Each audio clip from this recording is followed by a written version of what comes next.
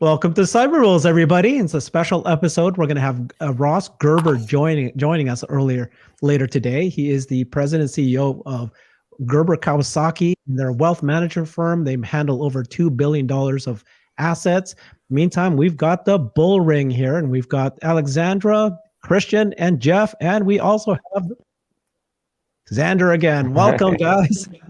Hey. We're waiting for Ross to join us. In the meantime, let's get started with you, as we always do, with the economy. Christian and Jeff, tell us what's happening. Tomorrow's a big day. What should we look out for? Yeah, so tomorrow's Fed Day. We have Powell going to be talking. Most of the market expects about 25 basis points. That's what's baked in. But it's a wild card. You know, the market has rallied here. Interest rates have come down, right? We see the 10-year coming down, which is going again, and even shorter term rates going down, which is making the Fed, they don't believe the Fed's going to go much more. So Powell has a decision to make. Inflation has come down. Does he want to keep going to make sure inflation comes down and take a little bit of air of the market and sound hawkish? Or is he going to play it straight and say 25, maybe another 25, maybe a pause? And does he signal that we see inflation coming down? We're also now monitoring the economy to make sure we don't go into recession. So that dual mandate is coming more into favor than just he was focused on the price stability. It was rates, get inflation down. If we go into recession, so be it. He mentioned it a million times. He said, you know, we'll try to do a soft landing, but at some point, you know, maybe it's out of our control. We got to get inflation down. It looks like Alexander was saying, you know, over the last few weeks, maybe the soft landing is possible. Now, as long as the Fed goes along with it, because they could destroy their own good work by going too hard, pressing too hard, trying to get inflation down, and then tipping the economy over. So that's just a brief overview. Tomorrow's going to be a big day with the market rallying this year in January to see if this is going to continue or if Powell wants to, you know, poo-poo the party. We'll see you tomorrow. Yeah, I would say the other thing, thanks for going through that, Christian, is there's big earnings coming up this week on Thursday as well. So that's going to have pretty broad implications on the market as well. So, I mean, I have to think, so the FOMC is meeting today and tomorrow. So they're obviously looking at this action. I know they don't react to day-to-day, you know, action on the stock market, but they can't be too overly pleased with what's happened over the last month. And it's been a lot of the growth stocks, a lot of the growth names as well that have been leading. I think the other interesting thing is just, you know, in terms of reporting, it's kind of been a mixed bag. I think there's some aggregate statistics in terms of the number of S&P companies that have reported so far. In general, the guidance is a little bit lighter than prior quarters, but it's not like, you know, the bottom's falling out of EPS and this is the earnings recession. I don't think anybody's ready to proclaim that yet. I do think, though, you know, everyone wants to see the mega cap earnings coming up this week. And there's a couple of actually reports coming up today.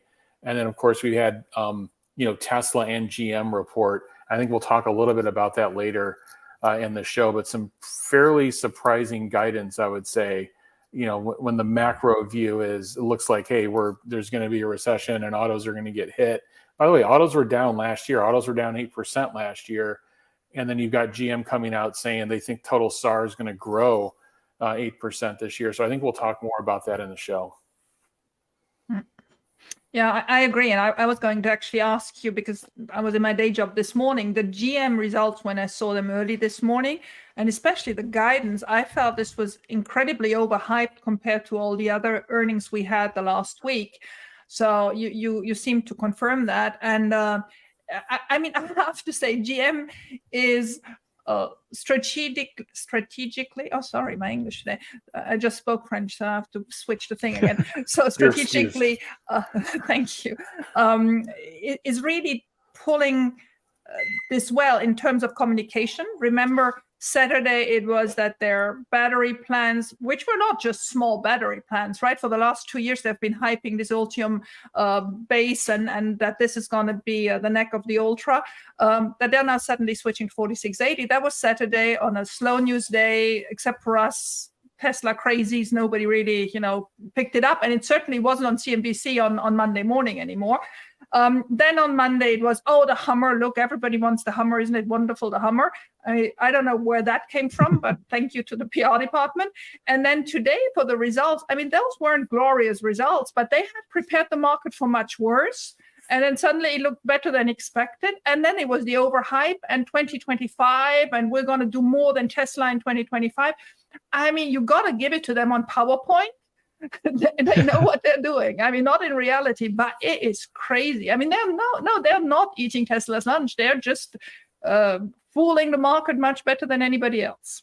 Yeah, I mean, why don't we just go there? I mean, they for 2025 they guided 1 million units in North America capacity. That's not we will deliver 1 million units. It was we're telling this, which is meaningful. We're telling the supply base we're getting ready for 1 million units of EV shipments. But I think the big ringer on the guidance was low to single digits margins. So that to me, that's 1 to 5% margins on shipping EVs in 2 years. So in 2 years, we will make 1 to 5% gross margin, which means today they're either losers or negative. Oh, they're losers. There's no doubt about it. They're losing a lot of money per EV, even on the bolts, because no doubt about it. But I mean, they're so ridiculous, right? They've been mirroring this pie in the sky, 30 models in 2025, 1 million cars. You're right. It's not sold anymore. It's now projected, right? So they're starting to soften it a little bit, yet leaving the same numbers out there. But I mean, you have to give it to them. The market buys it. It's stupid. It's absolutely stupid. After Saturday, if suddenly your battery base is not secured anymore, even though you got those 10%, which I found was actually a smart move, right? Those 10% in that lithium company. And it struck me particularly because yesterday they announced that they had hired the M&A guy from Tesla, Zach Kirkman, not to be confounded. So they hired M&A guy. The next day they have 10%. So I just feel this has a little bit of a fishy smell in it. You know, it sounds like there was something going on, maybe completely off, but doesn't sound right to me. So anyway, you gotta give it to them. They know how to navigate around bad news, because this was major bad news. If you don't have the battery supply and your base anymore on which you were going to put all those 30 models, and you get 2 days later out of it and have your stock increased by, well, how much was it today? 3-4%. You can't believe this. You can't make it up. Yeah. And then there was an electric article that was just glowing about GE's earnings and their prospects. Who can answer this question? So Raymond asks, if GM is profitable, is it more because of financing than making the auto? Sure. Should Tesla also up the game in financing? You've been talking about that, Alexandra. But if you guys know, Jeff, how much do they make in financing? I don't know. I have the numbers in front of me, but I know both Ford and GM do very well in financing, better than actually making That's where it cars. comes from. Yeah, exactly. They make about 4% on the cars and 8% on the financing. Now they only finance about 1/3 of what they're selling. So in real terms, it's about the same. But it is incredible how much they make on financing, and that's what actually keeping them up. But that's also meaning how dependent they are on the rating agencies, and where this whole spiel comes in, that the rating agencies keep GM's rating artificially investment grade because they need all these refinancing, right? It's all good that you finance, but you need to make sure that you get the money from the market at a cheap rate. So, I mean, they have been building up some cash the last 2 or 3 years, because obviously Auto had good years during the COVID period. But I mean, you just wonder when somebody will pull one of these cards in the middle and it will all just fall apart.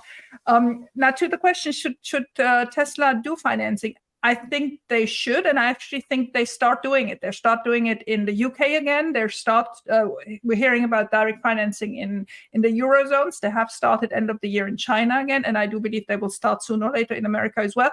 That refinancing that they put in place with Citibank for 5 + 2 billion, I think that could be used for that. It would obviously give them an advantage rather than subcontracting this all to third-party banks. Just handing the client to the financing institutes gives them the margin of it. They could actually be more aggressive than the banks in doing it. And why? Because they can repossess cars much easier. They can just get these cars, find these cars. Oh, there's Ross. we listening to this music? Christian, Oh, you, Christian, you music? have to talk hair game with Ross. I mean, I can't I stand don't this know. anymore. It's close. We're similar. My hair is horrible today. Well, are we listening to this music? This is great. I'm gonna sit back and get a prosecco. Nice to see you, Ross. But real quick, isn't that the knock, though, a lot of the Ford GM stuff? Because they do the financing. Wait, hold on. Wait, hold on. Oh, I have ahead, music Ross. playing in my headset. From, Okay. I don't know. That's not from us, Ross. I think that might. It's so weird. Okay. I was literally Must be listening on your to phone or something. No, Or the my YouTube. computer just decided to put on like the Godfather soundtrack. Real quick to finish the point, though. That's us, the Real quick to Godfather. finish the point, Jeff or Raw, you could anyone jump in, but this is what the Tesla Bulls always said, that the knock on these legacy OEMs were they finance the stuff out. Electric's going to take over. That's going to collapse the cost of the car, the price, the value of the car, and they're going to be stuck with all these loans. Am I right about that, Jeff? Like we battled that about. So we're talking about it as a slight positive here, but that was the bear case on these things, that these things are going to be, and the consumer's just going to walk away from the car because it's going to be so under. If you want to follow up on that, or is that right?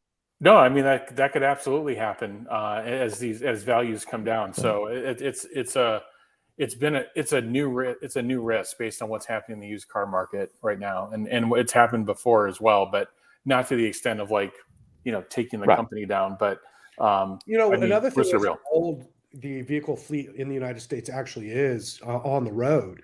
So you also have a really, really a lot of old cars on the road that people extended their lifespans for a long time.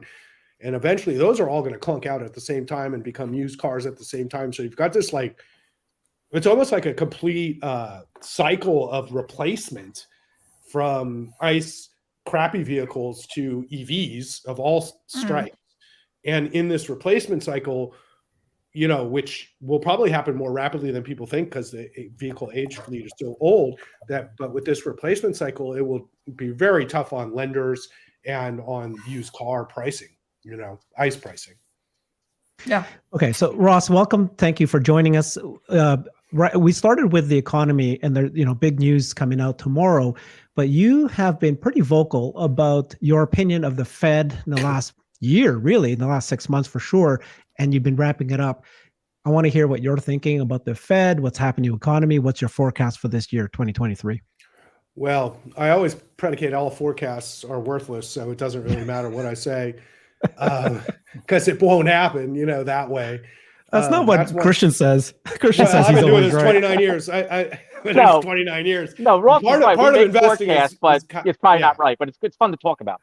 Yeah, it's fun to talk about. But I think the idea is being nimble, because the forecast was for a total gnarly recession, 2 or 3 months ago. And now everybody's like, well, maybe there won't be a recession because job losses just don't seem to be hitting the low and middle income jobs at all. In fact, the demand is still very, very high for labor in many industries, despite what the Fed's doing to the housing market and the car market and all the asset-backed markets. But my biggest criticism for the Fed is how, people go, oh, because the stock market went down and you don't like it. I was like, no. I knew that was going to happen. What I didn't like was the fact that they printed all this money and gave it to everybody, and they just kept giving it to everybody. And then it was obvious that inflation was happening. And then they waited. And then a gnarly war broke out. And then they decided, oh, well, let's just jam rates down everybody's throat in one foul swoop. And in doing it, really froze the real estate market. It really makes it very hard for people to finance their businesses. And this is really where I get upset because, I work with lots of startups and lots of entrepreneurs and sole proprietors, and people need access to capital. And you got home equity lines and the rates are now over 10% to get capital. And then there's a lot of industries that it's really starting to actually hurt them. And I just don't think the point of the Fed to try to solve egg prices because we have an avian flu is to jam rates up people's, So rates aren't the solution for inflation. It's one tool, but it's they seem to think that they're going to use this one hammer on all areas of inflation when things like letting oil out of the Strategic Petroleum Reserve was an incredibly smart move by Biden to bring down the price of oil and bring down inflation. That did more to cut inflation than anything the Fed did, because it was energy prices that soared over 41% year over year. And so when you look at inflation numbers going forward, the way we see it is inflation's dead. I think you're right, Ross. I think China, though, being closed helped oil too. It didn't get out of control. That was the big thing. And just to piggyback on what you're saying, we've been talking about this. I've been talking about this for months. I thought the Fed was out of control. I think they were pushing too hard. I was in your camp, exactly the way you were thinking about the Fed. But the only thing I'll say is that's really the only tool they have, right? They were, almost mocked because they missed it with the, transitory. So here they are being mocked, and they're going to say, okay, well, we got to get tough now, and we got to make sure we bring inflation down, because if we let this get out of control, now we not only did we screw up the first time, now we screwed up the second time. So really, the only thing they have is the balance sheet or raise rates. And really, the only thing they're doing, they are rolling off the balance sheet, but they're going very slow. They literally put so many trillions on their balance sheet that what they're doing now is still very small. So I agree with you 100%, but I think the only thing the Fed could do is raise rates. But I think we're at the end of the cycle here. Maybe they go, like we were talking about early, 25 and then wait. And they should just wait. Yeah, I mean, I think the market might be anticipating that with the rally we saw in January. And, I don't think that's what they're going to do, because the Fed, I'm too old to trust that the Fed are smart. The Fed, even under Greenspan, even under the best Fed chairs, have made policy mistakes 80% of the time. So 80% of the time, the Fed is the reason that we have a recession.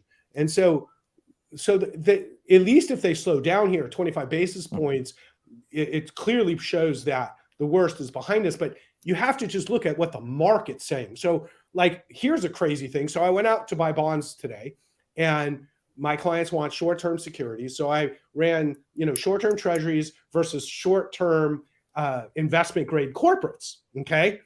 They're lower yields. So the way the market looks at the world is they actually consider, like, the Fed and the government higher risk than Apple. Okay. Which is kind of crazy. So you can get a higher yield just buying treasury bonds than AAA rated corporate short-term debt. And basically you've got the weirdest curve I've ever seen, because it's like the market's saying that rate should be at 4.25. So you can get like 4.5 now, if you go out 6 months or whatever, and then it just like drops off a cliff down to 3.5. So we've got such an inversion in the yield curve. The market's telling the Fed they're done, and they just don't seem to want to accept reality, Yeah. Okay. So I've got two questions I'm going to ask you, Ross. And then after this, I'm going to leave it free form for the rest of the bulls to just bring you in. Okay. I'm going to ask you a hardball question and then a softball question. All right. If you're okay with that. So the hardball question comes from Mitch Davis. Why give Ross a platform? He betrayed Elon and should be left off for being a fair weather friend. Once is enough. And there's Ross laughing. Oh my God, that's the funniest thing. First of all, you can't stop me, my man. I'm on every channel all over the fucking world. That's my second question. I'll be on over and over and over again for the rest of your life. So if you think that YouTube is the only platform, you're dead wrong. And secondly, I'm the one, not this schmuck. I'm the guy working, I don't even know how many hours doing these shows to support Tesla. Why? They have no PR. Am I the schmuck? Who are you, schmuck? No. I mean, like I'm saying, like, you guys can try to criticize me because, God forbid, I criticize God Elon. But I love Elon. I don't have any issues with Elon as like a person. We all have mistakes we make. We all, I think, need friends that maybe tell people things they not always want to hear. But sometimes they need to hear it. And I think it's helped. But the bottom line is, I spend a lot of time supporting Tesla's mission. I am a singular force when it comes to pushing the right narrative about Tesla. People have no idea there's so much garbage every day put out about Tesla. If you look at the headlines just yesterday, I just was looking at one, like a guy complaining his steering wheel fell off the Model Y. I saw that. Why is this a headline? It's like, this is crazy. My GMC sucked that I drove the other day too. It's like, really? That's a headline? So Tesla has to deal with enormous level of FUD. They have no marketing or PR department. And I've become the single-handed force to counter FUD globally for Tesla. And I'm happy to do it because I love the company. I love the mission. I've made a fortune on Tesla over my life investing with Tesla. I've continued to increase my investment in Tesla now that the stock is cheap again. And so, if people want to criticize me, they're right. But boy, they're missing the point here, because there's nothing that I would like to see more than Tesla succeed at being the largest company in the world. Okay, that's my hardball question. A softball question is, you've kind of started it with, was that in the last few weeks specifically, you've been on fire. You've just been nonstop on TV shows and podcasts, and you've been invited everywhere. And but you've been doing this. You've been doing this for decades, I saw. So it's not like something new. So you are correct when you say that you have been the person who does the kind of PR for Tesla. But curious, what is your opinion of Tesla stock today, right now? Where do you see it going in the next few months? Is this rally that we saw in this January temporary? What is your thinking of what happened to the narrative? So once again, I think that Tesla is the most consequential company. I've been saying this, of any company I've invested in my career in. And I think that the foray or the reality that Elon is now the CEO of Twitter, and that he does not work full-time at Tesla, however we want to, say full-time, or whatever he was doing at Tesla, he's doing less time than he was. However we want to spin that, Elon has kind of moved on a little bit from Tesla, and that's just a reality. So, it's really important to me to see that focus on the company continue, because that's much more important to me than Twitter in many, many ways, and not just financially, but also I think for the world. And so I think the stock has repriced on two levels. One level is this, and then the second level is earnings estimates have been cut substantially from where they were 6-8 months ago, from what I assumed about $6 a share to now, people are down to $4.20 a share in earnings, which I think is way low. So considering, if you feel that people have overestimated the earnings decline, or not decline, but the estimate decline that has happened, and actually earnings will be better than expected throughout the rest of the year, because now the expectations are quite low. Tesla is priced at around 40 times expected earnings. And that's kind of what we value. The PE ratio for Tesla should be around 40. And we could argue that because it's arbitrary. So originally, I think my estimates have not changed. I still think they're going to do $5 or greater. So I value Tesla at around $200.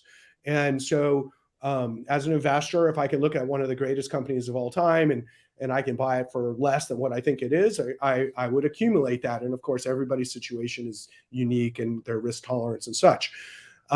So when you think about it in comparison to Apple, whose earnings growth is expected to be less than 10% annually, and you look at companies like Microsoft, Google, Amazon, which are struggling to grow earnings in lots of ways and now have to cut costs, and you think, what are the fastest growing companies in the market? Who's really growing earnings at a rapid clip? And then you start, technology companies, and you start cutting it down. And Tesla really still stands out. So now that the earnings estimates are for no growth of earnings this year, you have this ability for upside beat throughout the year. But Tesla has to execute this year, and that's my biggest concern. All right, guys. You're Anybody concerned here about their execution? Yeah, I want to follow up. You're concerned about what, their execution? You think? Yeah, they I'm won't concerned about to the levels they're Cybertruck. guiding? No, I just come think late? I think Cybertruck is going to be an incredibly difficult vehicle, and every year with Tesla, when they've launched a new product that I've been involved with since the Model S, including the Model S, had lots of problems, and it's just really hard to do what they're doing. So I'm not saying it's like, like Tesla isn't good at what they do. I'm saying it more like they choose to do really hard things. And I look at that Cybertruck and I go, don't tell me that's easy to build, and don't tell me that's easy to scale, considering the fact Rivian and Lucid can't even scale a regular EV. You know what I mean? Yeah. So like, I need this truck. Like, I need this truck out this year. It's just, if Elon doesn't succeed in this, we're going to just get pounded into the sand by the haters. Oh, another promise didn't happen, blah, blah, blah. So I don't agree with you on this one. I don't agree with you on this one. You at all. don't think that First of all, you don't think that the truck needs to come out No, this first year? of all, I think for once it's a disadvantage to be a long investor because your pain point of the S and your pain point of the 3 are just still vivid. Do understand how quickly they scaled the Y. I mean, you all forgot because that was easy, Y was right? And basically you'll the same remember. as the 3. Well, yes, but they scaled it very quickly and very successfully everywhere. I do believe the Cybertruck line, once it's up and running, is going to surprise us by the magnitude of production. And I think the execution will be right. He did guide. I hope you're right. I love you. Cybertruck. I hope you're right. I know you do. You should. But I really do I've believe. I've not had that experience at Tesla in 8 years. Exactly. That's why I say you're all traumatized from the 10 years ago, and it's not the same Tesla anymore. If you read the 10K this morning, they're now at 127,000 employees. They're scaling this everywhere. I think when we're going all to in 1st of March, and I hope we all get in to see that production line, I think we'll be all really surprised at how far they already are. And I hope forget, that's true. And then don't forget, in his guidance, he was very clear. Cybertruck is end of year, right? So if we don't hype it for June, nobody's gonna expect it for June. No, I'm just saying this this is up year. for us. I'm saying this year. I agree with both of you, this but you're missing something. Both of you are missing something. So I agree with both of you. I agree with Ross that the Cybertruck is going to be difficult. They'll get some units out, and I agree with you, Alexandra, that also. But what is the one thing that we're missing? And I've been diving deep, and this isn't hype. It is the energy business. It's the mega packs. I've been going hard into that. They finished with 6.5 gigawatt hours of stationary storage. And remember, Elon said they would do 150 to 200%. Well, in 21 to 22, it was only 65% growth. But now, if you look Q4 over Q4, then it was like 150% growth, tracking where more Elon said. So if we get 6.5 gigawatt hours to go to 18 gigawatt hours or 20 on that triple, now you have billions on the energy side to supplement the auto business. And now this valuation looks really good if this energy business could finally start to ramp. I think that's the key for the stock, the energy 100%. business with the 100%. Cybertruck. Yeah.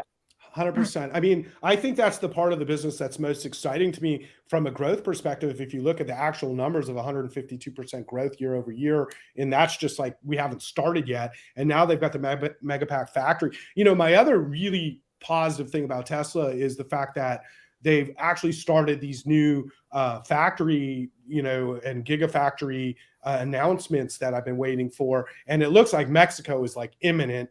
And I think that's a very smart move. I wanted to be down south somewhere, and there's a lot of advantages to manufacturing in Mexico, but also the expansion of the gigafactories and for megapack production, and now the semi-production factory. This is what Tesla needs to be doing if we're going to scale in the long-term growth rate. And so everything to me is pretty on track. And I think if we can keep focusing on message and stay out of the politics too much, I think Tesla's got a great runway going forward.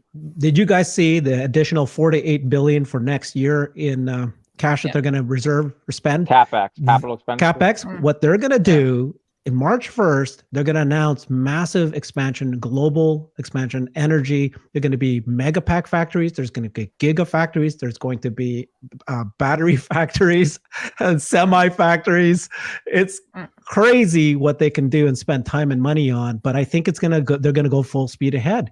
And they're just kind of slowing down for 2023. But we're going to hear announcements 2023. And I think we're going to be shocked. I'm an optimist. I think that this is what's going to happen.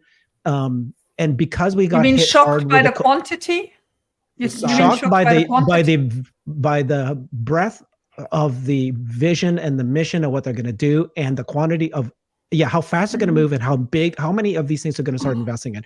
This is when they're going to build, and they're going to start talking about more 4680s. We just heard Giga Nevada. I think there's going to be several of these. It's going to come out. And so I think that they got slowed down because 2019, 2020, 2021.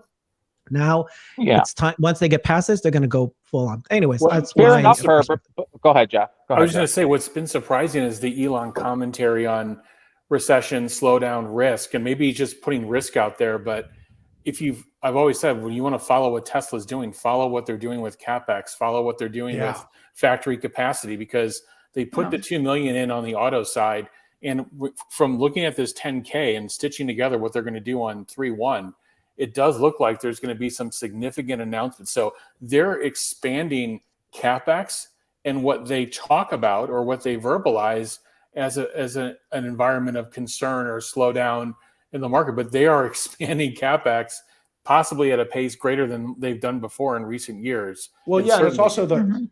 it's also the lag from investment to actual, results. So if they start now, we're talking 2-3 years for the things to be completed, and obviously with the economy where it is now, it should be much better in 2 years. So it's smart to announce these things now and get started now, even if there's a recession or whatever you want to call it.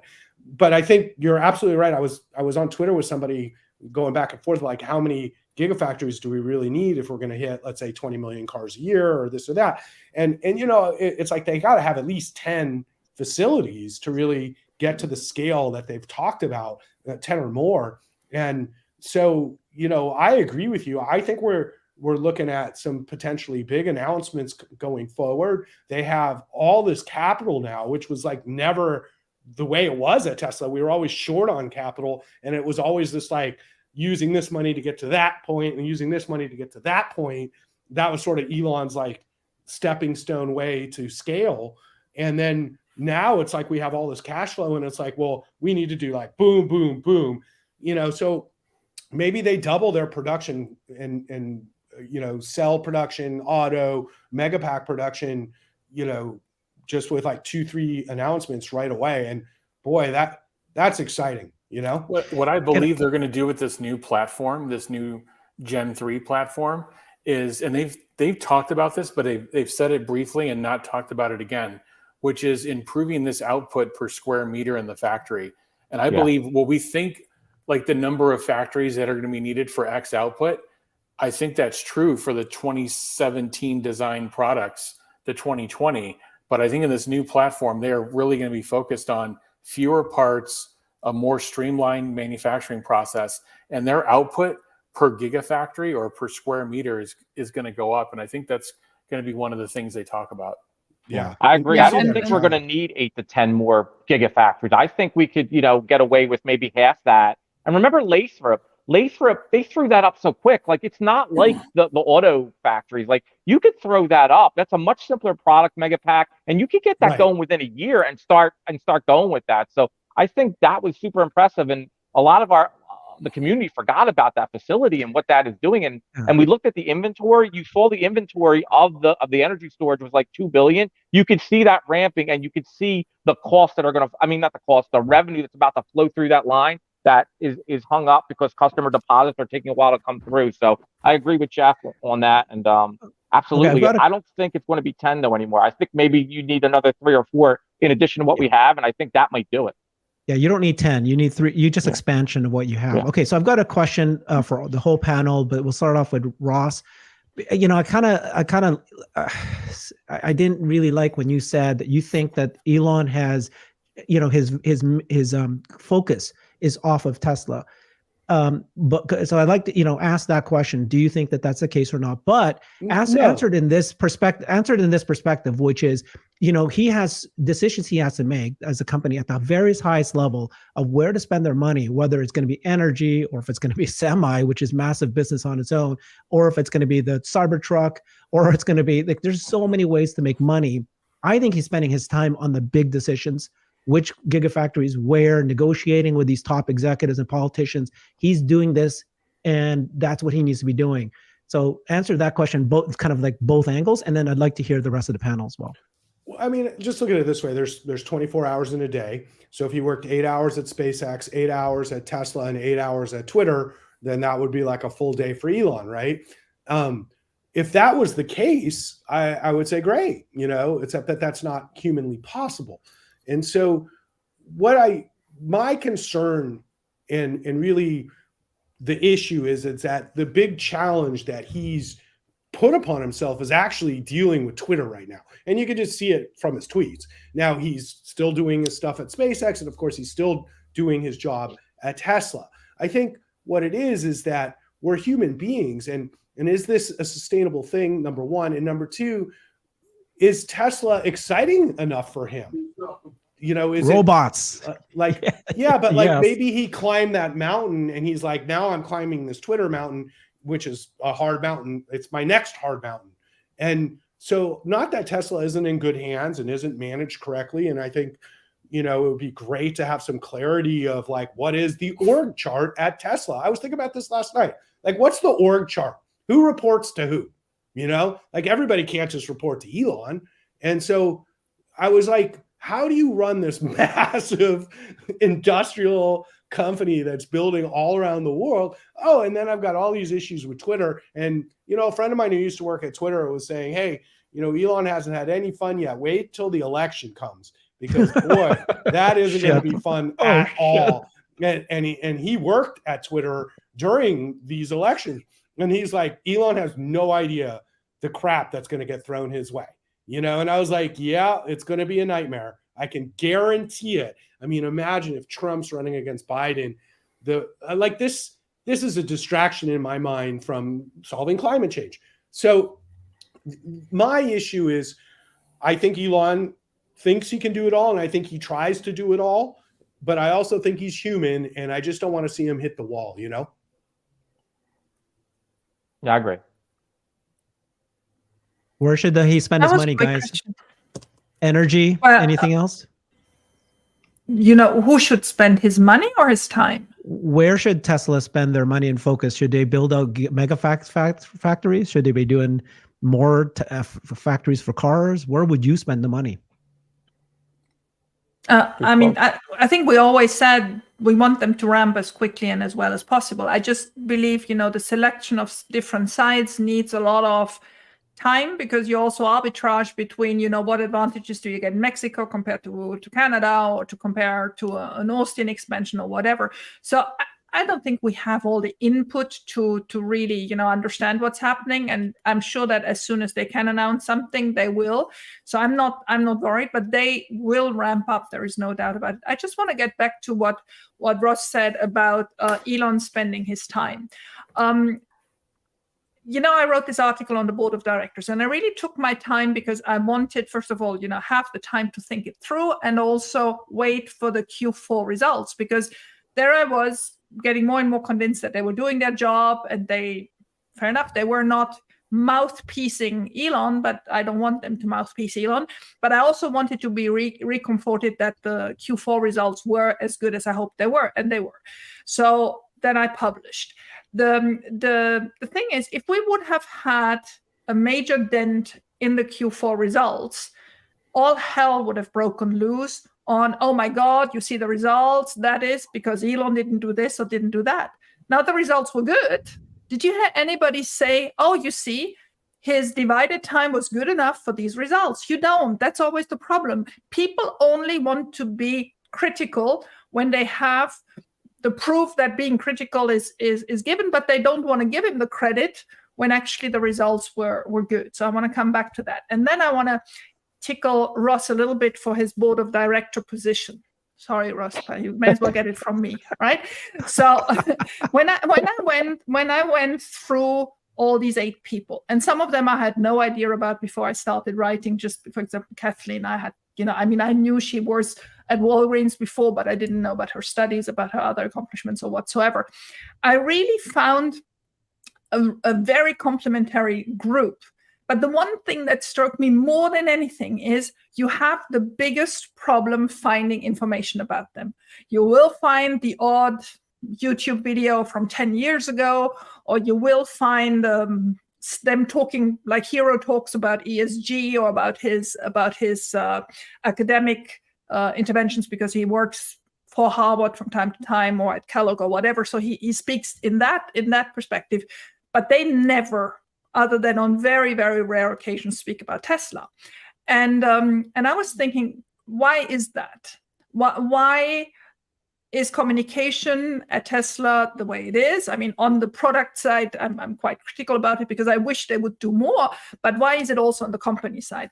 And well, it is because it's Elon-centric, because Elon must think he's the best one to transmit the information, and he should be the only one, so that it comes out the way he wants it to be presented. And so one thing for me is absolutely evident. Neither Ross nor Ron Barron nor anybody else I could think of that is currently an advocate publicly for Tesla should ever have the willingness to become a board member, because it would actually take away a person that has at the moment a platform on TV or on YouTube or on Twitter or on wherever, where you can openly support the company. And once you would be a member of the board, you would not. And I think that's the main criteria why nobody of those people that we know and that we hear about even consider this, because the ones that are on the board shouldn't speak and are not speaking, and it's for good reasons, and they seem very competent doing that and bringing the company forward. I think that there's, some truth to what you're saying, but also that's the problem with the board. A board is supposed to be independent of the management and making decisions based off what's best for Tesla and its shareholders. And a board in most huge public companies is wildly diverse and has usually a bigger composition. And also typically the CEO or major shareholder of the company has a lot less influence over what happens at that company, because the board really controls who is in management and so on and so forth. I think the biggest issue with the board of directors is the fact that they're basically just beholden to Elon, exactly what you're saying. And although, as long as everything goes right, then everybody's happy is kind of what you're saying. But when everything goes wrong, it's like there's no check or balance here at all. And that's exactly what a board is supposed to do. Who's the check or balance on that board? Wrong. When we heard, I don't remember which law case it is because there's so many currently happening at the same time, but there was one where Robin Denholm was interviewed, and I think, it was on the funding secured one. And the questions she had last week was, did she understand the funding secured was really funding secured, or did she think this was just, a game? And she very clearly stated that, yes, the funding was secured, and if it wasn't the case, she would have resigned at that very moment. So I do actually believe there are check and balances in place. It's not because we don't hear about them. How is that a check or balance in place? We all thought it was true. I didn't think it was untrue when he said it. Well, obviously in that law case, the question is still, and he has been already found guilty from that first judge. So there's still people out there. I think he's done a good job with this case. I think he's done a very good job with this case. I think that he made a critical error in the way that he communicated to the public during this period of time. It created losses, a lot of losses for people. And then SEC investigation, which led to Robin Denholm being the chairman of the board. And this ban from Elon being the chairman of the board. And the idea was to create sort of more independence and oversight over what's going on. But I'll give you another example. I went through Elon's compensation package from 5 years ago yesterday night, because I wanted to see what the wording was with requirement to his work expectation for his 10-year stock option plan that he received. So his compensation plan is meant to go through another 5 years of working as CEO or chairman of the board and chief product officer of Tesla. But in that, there was not anything at all that said anything about him maybe retaining the title, but then becoming CEO of another major company. And, I figure if you're making like $50 billion in compensation, that would maybe infer it should be a full-time position. Yeah, I could try to split the difference a little bit between both of you. Like Elon, let's be pragmatic about it. So I love Elon too, like Ross said. Like, if you're running SpaceX and Tesla, like you said, split half the time. Well, now if you add Twitter, and he bought it, he tried to get out of it, he's forced to buy it, now he's got to deal with it. It's in the benefit of Tesla shareholders for Twitter to prosper. So we know that, so we can't go backwards. But every incremental hour that he's at Twitter, he's not at Tesla or SpaceX. So correct. You could say it's great, it's bad, that the results were good, they were bad. It's just a fact that if he's over there, he's not over here. And when you're one of the biggest companies in the world, perception sometimes is more important than what actually, if he can handle everything, great. But it's obvious that, like Ross said, there's 24 hours in a day. There's only so much that can be done. Now, you could argue the fact is 40% of Elon still worth him being CEO, that he's that dramatic of a figure and that much of a game changer to the company that we're going to take that. 30% of Elon is worth it if it's not, a 50-50 between SpaceX and Tesla. So I think that's how we have to go with it. So I think the board is a fine board. No. This is really getting to me. Well, go ahead, but I'll just finish it and then you could go. So what I'm saying though is, and we've been through this, I love Elon, and I think Elon got in over his head with Twitter, and I think he knows it because he said, I tried to get out of the deal. He made an impulsive buy of $44 billion when the market was tanking. He tried to get out of it. He knew he couldn't. He had to buy the thing, and I support him. I love Twitter, and I think what he's doing is for free speech is great. But we cannot, separate the fact that it caused major chaos in the stock. And I'll just say to the board, I loved your piece, and I want you to come back at me.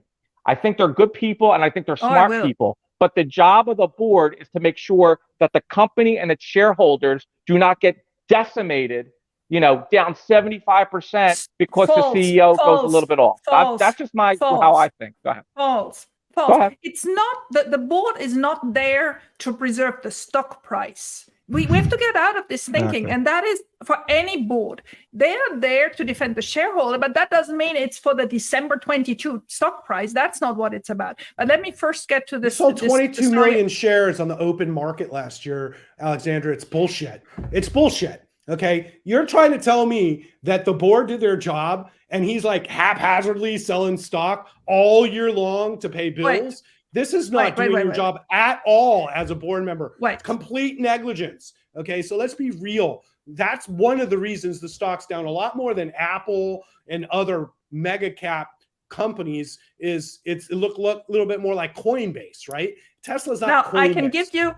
I can give you because some people here in the audience think that Elon can do no wrong for me. I give you that the way he sells stock has huge improvements to be made, right? But whose job is that to oversee a massive sale of the stock of your company?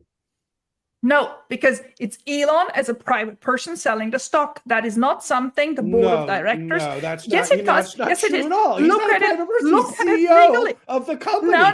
He sold his own stock. He did that stock price. We will see when the lawyers get into that, because this is going to come to a law case. I am absolutely affirmative that their defense is going to be he sold his stock. It wasn't for the board of directors to look how he sells his stock. But let me come back. The one thing that gets me more fired up than anything, to protect the company.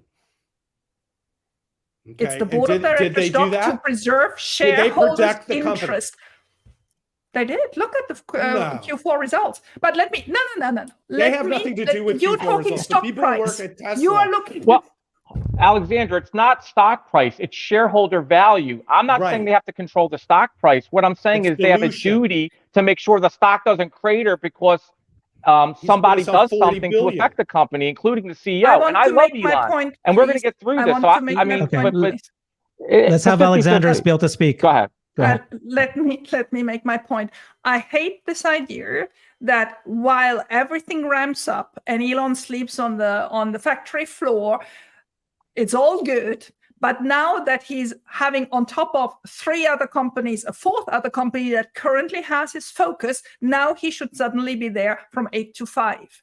Now that's like saying to Beethoven, you should have made music every day to have 40 hours a week. That's not how it works. You have to be there for the critical moments. You have to be there for the critical decisions, but you don't have to be there on a daily basis to oversee a company that now has 127,000 employees. Alexandra, that's absurd. No, that's absurd. No, it's not. Every major S&P 500 company has one CEO whose job, as you're saying, Bob Iger, one of the most talented CEOs in history of entertainment.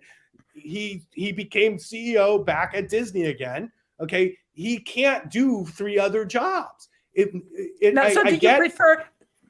Do you prefer Mary Barra, who is doing her 40 hours, or do you prefer Elon, who is splitting his attention? Well, the board is paying Mary Barra to do her 40 hours, and she's doing it. And that's my question. If you're CEO of a company, how many hours a week should you be working at that company that you're getting paid $53 billion for? And when he became CEO of Tesla. Go ahead, Herbert.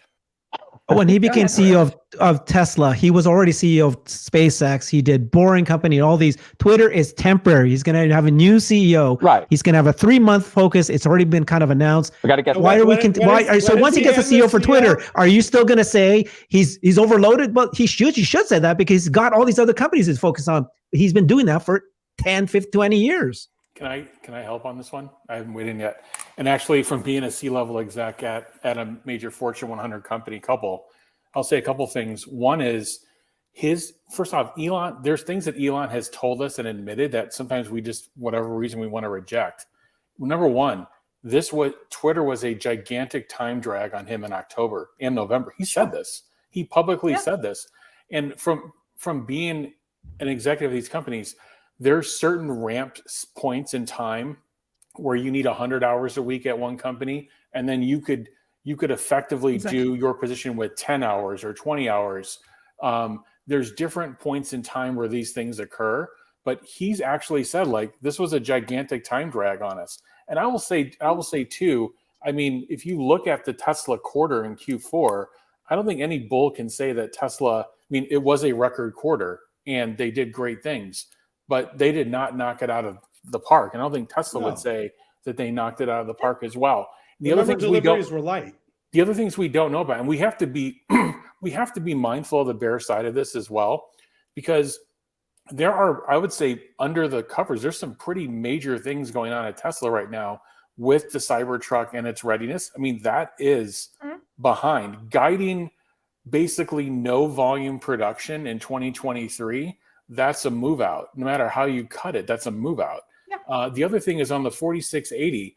We've been talking about this for a year. I've been flagging this risk, and others have been flagging this risk for a year. Where is this at? Number one, it's been defeatured in terms of like what is a 4680 today, and then number two, where is it at in its volume curve? I think there were some promising data points and some not so promising data points. So my point is there's some mixed data here. I mean, Elon himself has said that this has been a time drag, but I will tell you also from working with people like him before, we have no idea how his schedule works on the outside of a company. It is not a 40 or 20-hour thing. This guy schedules meetings like every 5 to 10 minutes. Yeah. He does things concurrently. He does not think like any of us. And I just don't want to put that on just to like gloss over everything and say everything's perfect. But when we try to put ourselves in his shoes and say, well, it's 20 here and 40, that's not how he works. That's not how he thinks. And he's a lot more effective than that. Look, he's working. I agree with you. And the 4680, exactly. So Ross, and let's look at the 4680. Let's look at the 4680. Let's look at the 4680, which was a problem all through 2022. He took Twitter in October. So what? Was that when he was still more time at Tesla? Was that a quicker solution? Well, no, it was not. There is stuff that needs his input 5 minutes here, an hour there, but it's not because he was then full time at Tesla. I'm not blaming the whole 4680 on him, but no. But Alexandra, you have to understand. Look, we're all bulls here, so don't get it twisted. We're bulls and we believe in the company, but you have to understand, it didn't happen when he took over Twitter. Like, there's a lead up into Twitter that he's being occupied. He's got the deal. He's got lawyers. You can't do this. You got to do this. That's a time drag. So 4680, they promised, what was it, 100 gigawatts? We're at like, what, 4? Like, we're behind on a lot of stuff, and we love the company, but you have to understand, if Elon, and maybe everything goes the same, but if Elon wasn't involved with Twitter, say he never did the deal, that would have been hours and hours and hours for him to investigate 46. What are you doing, Zach? What are you doing, Drew? How's it going? Like, I'm not saying he's not doing that, but I'm just saying he's only human. If you're spending a majority of your time at Twitter or talking about Twitter, then you can't be over here. So it's just a fact. Like, and the board of directors, I don't know what they can do because Elon has a lot of shares. It's gone down, but the board. There's someone on the board that needs to have Elon's ear and say, Elon, is this smart? Should we do this? If you're doing this, make sure you do that, because this is coming. Like, he can't just be, this was $1 trillion company, not some penny stock. And you don't want this stock to, when it was down 75%, What if it went down 90%? That would have been a travesty. That would have been an absolute travesty. Now, we've rebounded, which is great, but and what about there all the needs people to who be work checks at in Tesla? place. I'll just end it on this, and then I'll shut up the rest of the People get all time. their pay and stock at Tesla. You know. Yeah. People put their Last thing, and then I'll shut up the work rest and of the life show. into You guys Tesla. could go. Tesla, the board of directors, and I'm not a CC executive, but I am smart and I'm common sense. They have things in the draft saying if you're a CEO of a company, you can't start another one. Like they have things in the draft saying you can't go just start another company and spend 80% of your time go doing it. Like there are restrictions around, they could structure it certain ways. So that is where a company and its bylaws or whatever can set some boundaries for the CEO, and that happens all the time. I'll zip it. Go ahead, everyone. You're on, Russ. Well, I mean, I just think, once again, I think Tesla's not one company too. Tesla, we just talked about 4 or 5 different major projects that are huge innovation-based projects like 4680, where it's like the amount of focus it takes to succeed in these challenging engineering tasks that they do. Elon is the best suited to solving many of these issues himself. And I think it would have been such a different world if this Twitter thing never happened, for example, or if, let's say, he got out of the deal and it just didn't happen. It would be just such a different world. This whole debate wouldn't even need to exist. But I do think that Elon is the innovator of our time. And I think that the increased stress, the extremely difficult hours, he's trying to do all these things. That's what I think he's trying to do, which is work 24 hours a day. And he's in his 50s. And people have to think about also what's sustainable as a Tesla board member, let's say. Shouldn't you say to your CEO, maybe you're burning the candle so on each end, so much so that this could actually cause a health issue? Okay. He also uses this weight loss drug he was talking about. I just am concerned for him as a person, just as a person to a person. Sometimes you have to say, like, this is just too much. And I know we seem to think that he's Superman. And I used to think the same thing about Steve Jobs, but we're all human. We're all human, no matter how smart we are. We have bodies and we have hearts and we've got to live. And so I also am just concerned. I'm concerned about this whole thing. Are you as concerned now than you were in November, December? Do you feel this? It's the problem is a little bit off the heat, or is it still as present? Well, no, I'm still waiting. Look, the simplest solution for this is he finds a CEO at Twitter. Okay, that would buy him more time to now go back and forth, and he could fall back into a role I think he's more accustomed to, which is guiding something like Twitter and then being able to adjust his focus to what makes the most sense and where the need is. But right now, the need is so big on Twitter. He's almost out of money there. It's like he's saying he's going to go bankrupt. He's working through the night.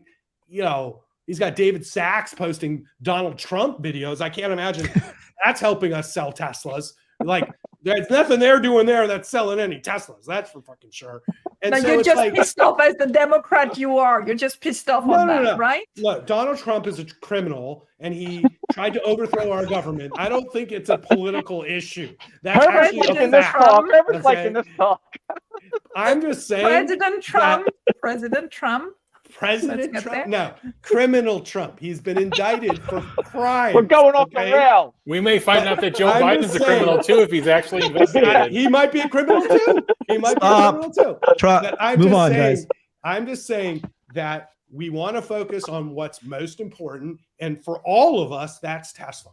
And so I think that there is a solution for this, and I hope that will happen. I keep thinking it's going to happen sooner than later. I was praying for Mr. Beast, but now that's not looking good. I don't know. Well, why do you say that? Why is it not looking good? Just because it's because he put it up there, I would have been like doomed. No, you know what I think's happening?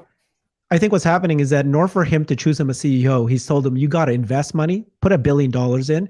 They're working on that deal, that agreement He right doesn't now. have $1 billion. He's trying to raise money for his own empire, you know? Whatever he has, like 500 million. I don't know. No, He's Mr. rich. Beast.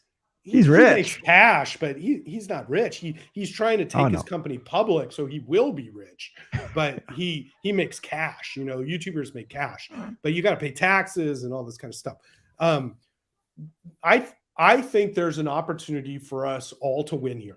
You know, like there's a solution, and I hope that it happens. I was hoping it would happen by the end of this month, and it hasn't. So it's going to be another month, I guess. And each month that it goes on is there's some amount of focus, whether it's, let's say, 1 to 1,000, whatever. There's some focus that's not being put into what I think is critically important to Tesla that is being put into Twitter. And that's just the way life is. You have 2 kids, you have a 3rd kid. Whether your 2 kids like it or not, there's a certain amount of focus you have on the little baby now. And that's what happens. The other 2 kids get jealous. They don't like the baby so much. Why? Because mommy and daddy have to deal with the baby all the time. And when the baby gets to be 3, 4, 5, not so much time. That's fine. But the baby is still a baby here. And it's just a critical time for Tesla. We won't agree on that one, but fair enough. I listen to you. Well, listen, you know, I hope that this all works itself out. I love Elon, and I think that he's done a pretty good job at Twitter. I still haven't really figured out what's different about Twitter since he took it over, other than he fired a lot of people and figured out how to run a company with a lot less people. But, you know, Twitter's still Twitter to me. I don't see what he's done as, like, what's new, you know? Well, I think he's improved it though, Ross. I think he's improved it. Like when I go on Twitter, they got the timelines, he's got the For You. I love the experience so much more. Too. So yeah, I think he's made incremental improvements. Yeah. Yeah, incremental. They're about to do financial transactions, guys. Just wait. And then there's going to be ways that Twitter is going to help Tesla. It's going to be worthwhile. People want to do financial transactions on Twitter, but we'll see. There's a lot of people doing financial transactions, and I think the creator community is where it's at. If he gets Mr. Beast in there and he builds like a YouTube so that we can be doing this stuff on Twitter, like that's the win. That's where he makes money. Even Beast said it's not going to be YouTube. This is not going to ever be a long form video format. It's going to be short form. That's the way. Yeah, Snapchat, whatever. But I mean, I can tell you on Twitter, and I think it's a great platform for putting out videos. It is. And I think if they do that, they'll be very successful. And I think there's room for payments and stuff and buying things. I think it's about commerce. I think there's room for commerce on Twitter. Advertisers would be happier if you could buy your products through Twitter versus very much like what Instagram does. You know, so there's so what much. If you can buy a Tesla? 1 click Tesla. Boom. Well, you can do that on the app, right, or on the website. Yeah. But I think there's a lot he can do there, and I hope that he does do those things. And I think, you know, getting Mr. Beast as CEO would be a win, and then he could help refocus himself into this balance between his 3 children, and then maybe we all win in the end. So I'm not negative on the potential outcomes. It's just been a really tough time for Tesla. You know, we were 50,000 cars short on deliveries in Q4. So you can spin earnings that met expectations any way you want, but they were 50,000 cars short. And there, you know, you can blame COVID or whatever you want for it. And what I think is cutting prices 20% will easily sell more cars. That's just economics. And hopefully they do 500,000 cars this quarter, and they execute that, and margins aren't hit too bad. And so let's get through this quarter, because I think Q1 is going to be an interesting one too. Okay. Let's see. What is everyone's real appointments and stuff today? Okay. Wonderful. But I do appreciate you having me. And, you know, once again, I love a spirited debate about the future of the most consequential. You do, right? Yeah, I do. Listen, I don't think that the way I look at it is there's no right or wrong here. It's about like, how do we achieve the goals we want to achieve for all of us? And I'm trying to help. So don't be confused. My personal stake, personally and for my firm, is in Tesla.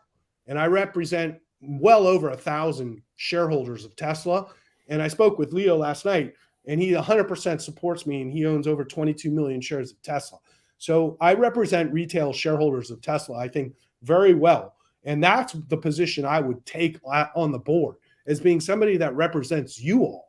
And that you don't have right now, because James Murdoch doesn't give a crap about you. So let's be real, okay? So I think that the reality is there's room for improvement, and there's lots of things we can do to improve. And I think we all end up in a better place.